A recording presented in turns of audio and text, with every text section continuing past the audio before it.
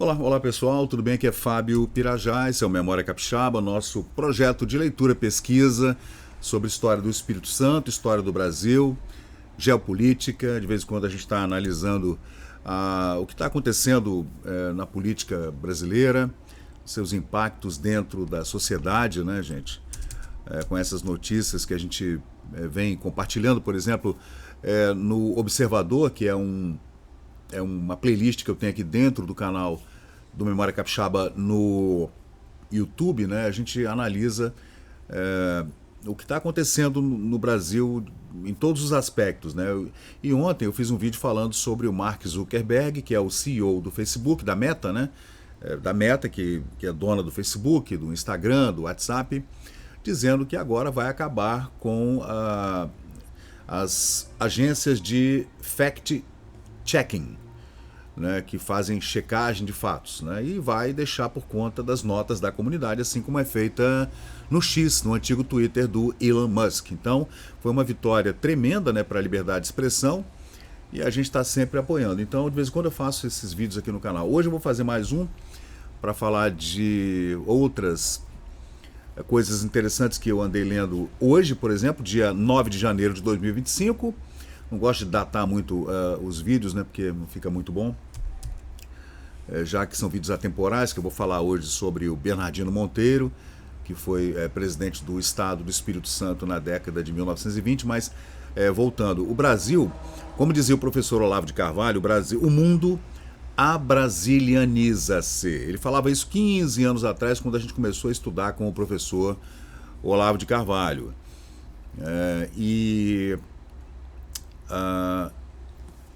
Jornais americanos, não me lembro agora se foi o Washington Post, não foi o Washington Post, foi o Wall Street Journal, um jornal americano que publicou uma coisa interessante falando sobre o Brasil, e usou um termo chamado Brasilification.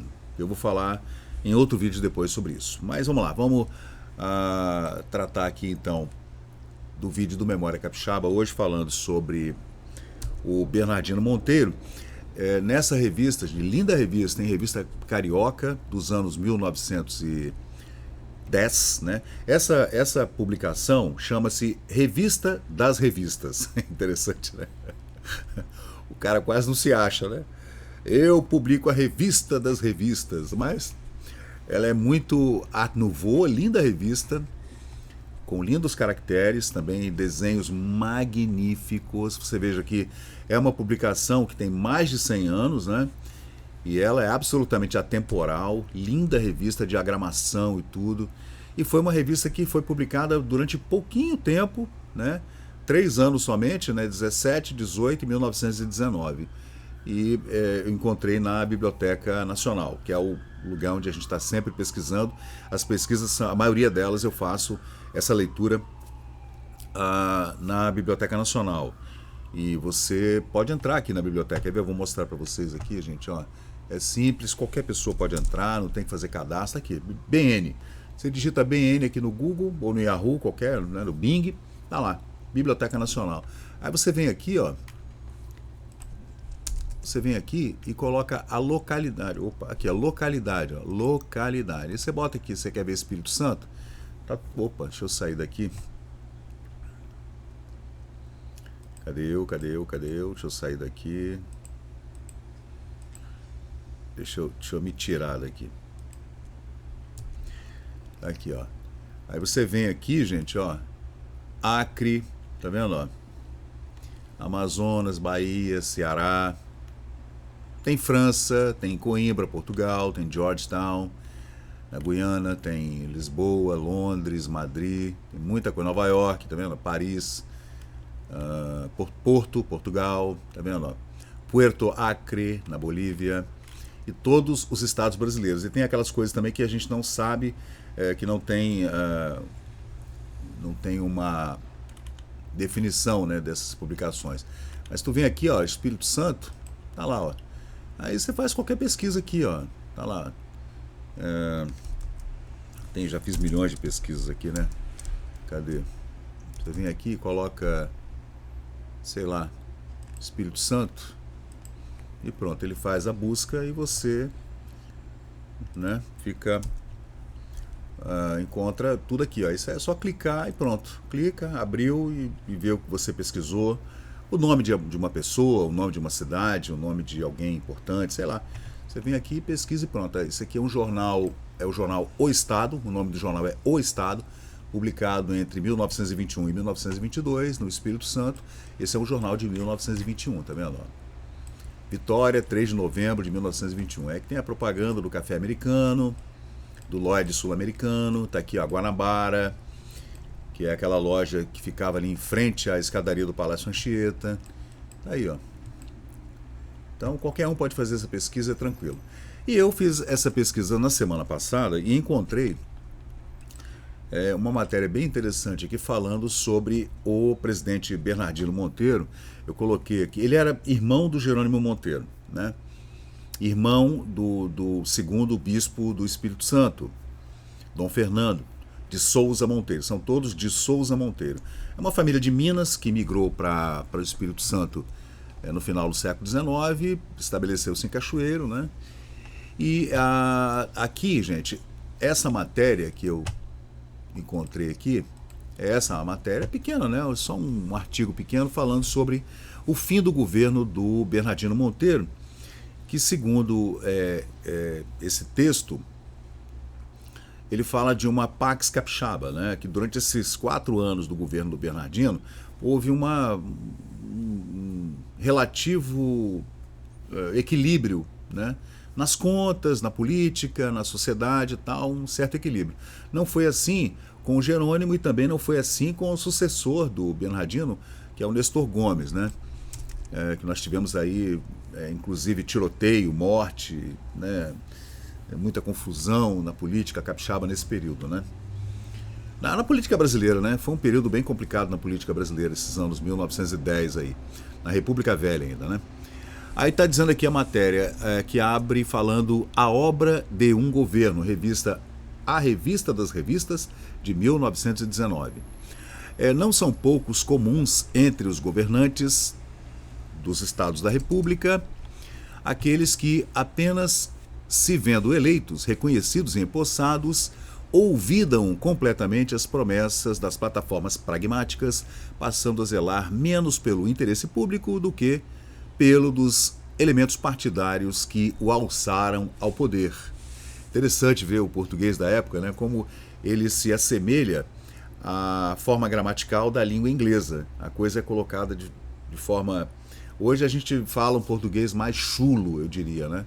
O português dessa época era muito mais bem construído, as orações eram colocadas de forma mais inteligente, né? Bem mais inteligente. Depois dessa época, em 1920, teve uma correção ortográfica da língua portuguesa de todos os países do mundo, né?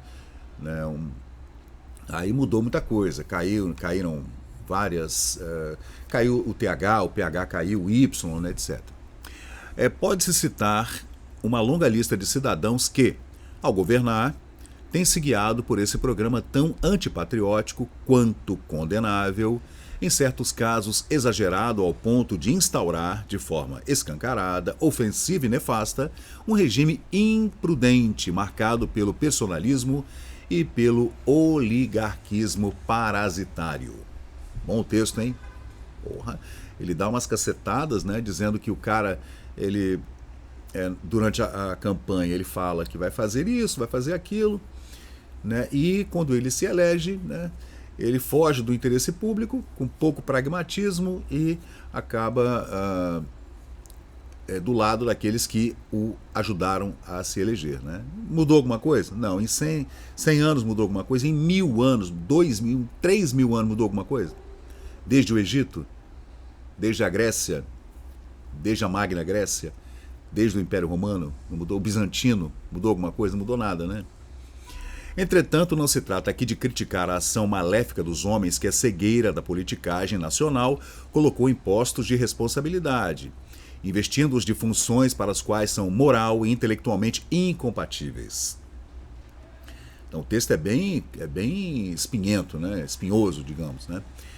Fazê-lo seria das tarefas mais árduas, um exercício triste, pois significaria desenvolver um interminável capítulo da nossa história política.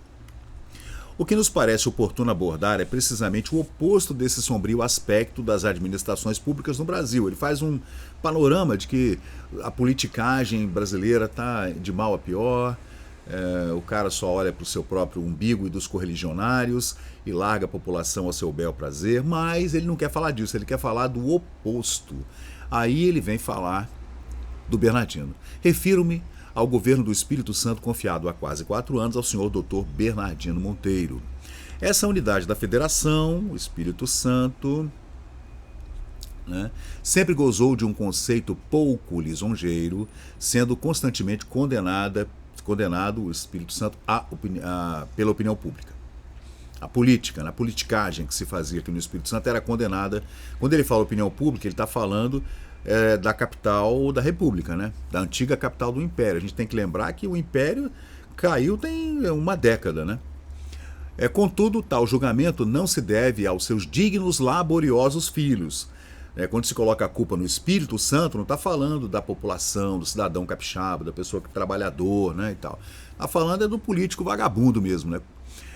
Cujo grau de cultura se eleva a cada dia, o grau de cultura da população capixaba, mas a imprevidência, inércia, incompetência de maus governos que relegaram a plano secundário a ideia de lutar pelo seu desenvolvimento material. Aí você vê que o texto ele tem um viés muito liberal, né? Ele não fala de bolsas, que eu vou dar isso, que eu vou dar aquilo.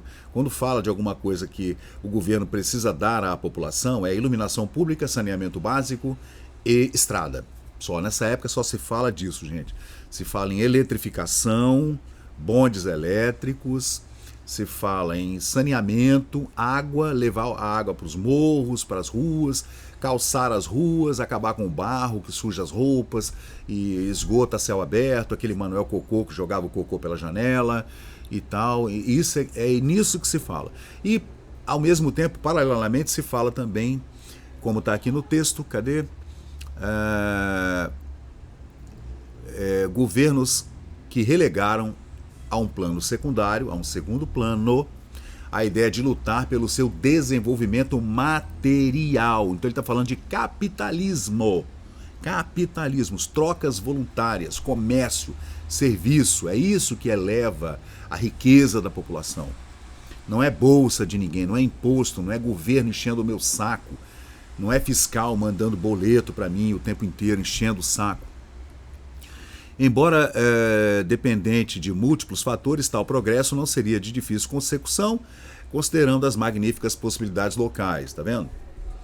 Então, o texto analisa que o Espírito Santo tem enormes potenciais. Todo mundo já sabia disso, né? Tem prata, tem ouro, tem madeira, tem rios navegáveis maravilhosos, né? Tem um porto, né, maravilhoso, aberto para Sudeste, Nordeste, Sul do Brasil, Europa, África, etc. Né? E esses governantes, né, não fazem nada senão sentar sobre a sua própria incompetência, ignorância e nenhuma nobreza, né? A prova dessa verdade encontra-se na gestão que ora se encerra, em 1919, 1920, conduzida pelo ilustre estadista Bernardino Monteiro. Sua Excelência dirigiu e ainda dirige os destinos da sua terra no período mais grave, especialmente para aqueles que têm sobre os ombros a responsabilidade do governo. Trata-se da Primeira Guerra Mundial, gente. Lembrando que a Primeira Guerra Mundial começou em 1914, terminou em 1918, foram 4 anos de guerra sangrenta na Europa, a pior guerra até então que o mundo já havia visto, uma guerra onde se usou guerra química pela primeira vez, não é? Veneno jogado para todo lado, gás de mostarda, etc., né? Usados pela primeira vez. Estava sendo feito também pesquisa de produtos radiativos, né? Pela Marie Curie e tal, etc. Então, nesse período foi um período de tremenda ebulição científica, política, social e a Primeira Guerra Mundial. Aí vem a peste, né? A gente teve várias doenças terríveis nessa época. No final da guerra a gente ainda é impactado com a gripe espanhola, então foi um período terrível, né? E Vitória passou por uma penúria horrorosa nesse momento, né? A última mensagem enviada pelo Bernardino Monteiro para o Congresso Estadual, né, é um documento altamente expressivo que testemunha eloquentemente sua vultosa e benemérita obra. Para não nos alongarmos em citações, enumerando um a um os grandes e inestimáveis serviços prestados nesse relevante curto período de tempo, 4 anos, basta mencionar que atualmente a situação financeira do Espírito Santo é das mais prósperas.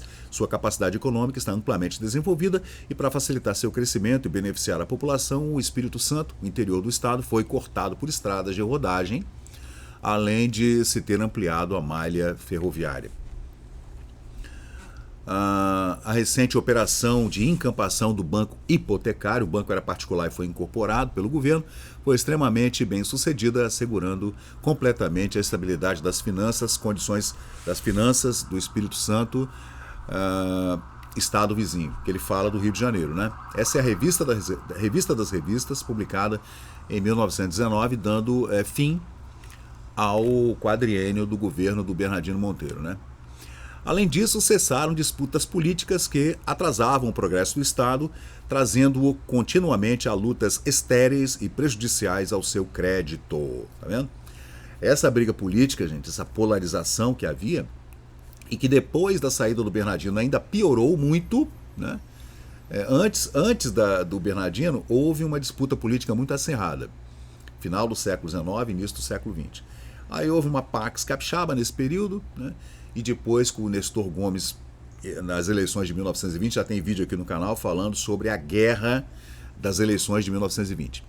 Além disso, cessaram essas disputas políticas que atravancavam o progresso do Espírito Santo por conta da briga política. Não tem crédito, né? Você não consegue crédito, você não tem segurança jurídica, segurança de contrato, porque as facções políticas estão brigando pela chave da porta do palácio do governo, então já viu, né?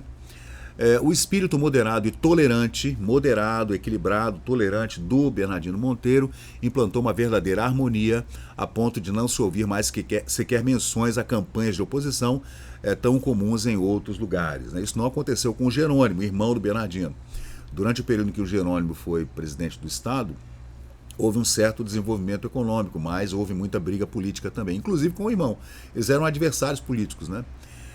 Sob a direção lúcida e patriótica de seu eminente presidente, o Espírito Santo renasceu vitoriosamente. Sua inteligência e espírito aliaram-se a uma rara capacidade de administração ativa, enérgica e infatigável. Infelizmente, o quadriênio do Bernardino está terminando, né? Chega ao fim, não lhe sendo permitido completar sua missão de restaurador com essa abnegação, né, que ele coloca aqui no texto, né? Ele é um construtor abnegado.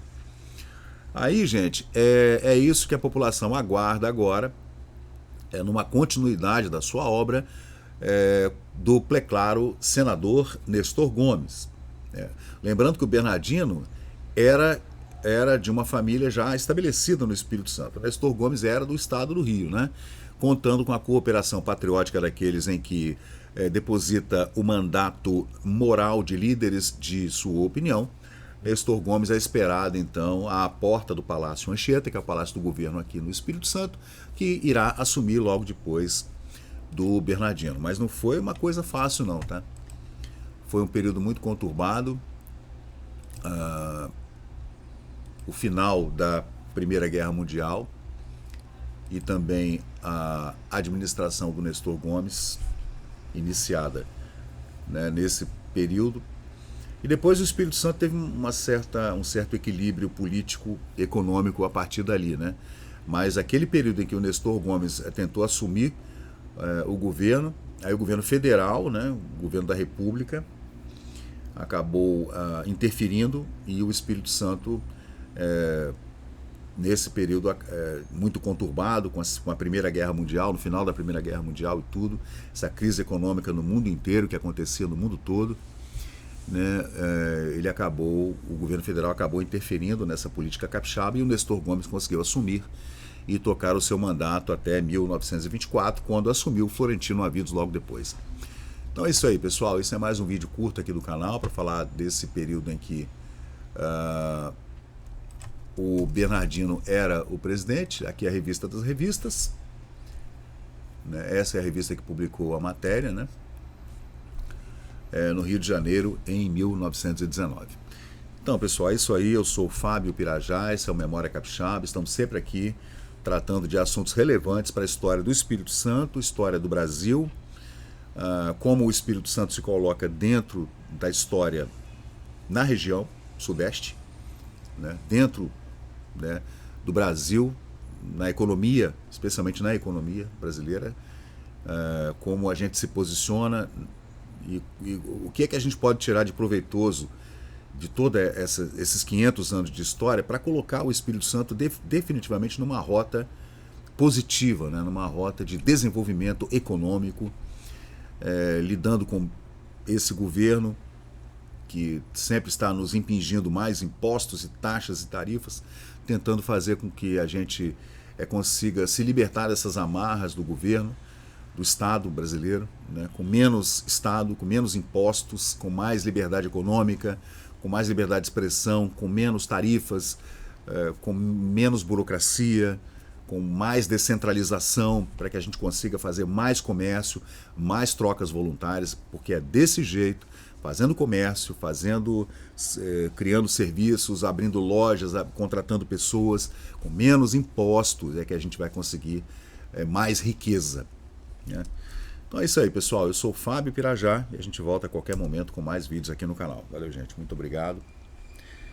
Qualquer coisa, sugira lá aqui no canal, dá um comentário lá, sugere alguma pauta para a gente pesquisar aqui no canal. Valeu, pessoal. Obrigado. E chegamos ao final de mais um vídeo aqui do Memória Capixaba. E se você curtiu o conteúdo, por favor, deixe seu like, compartilhe aqui o nosso canal e inscreva-se para mais novidades. Até a próxima e muito obrigado por participar aqui do Memória Capixaba.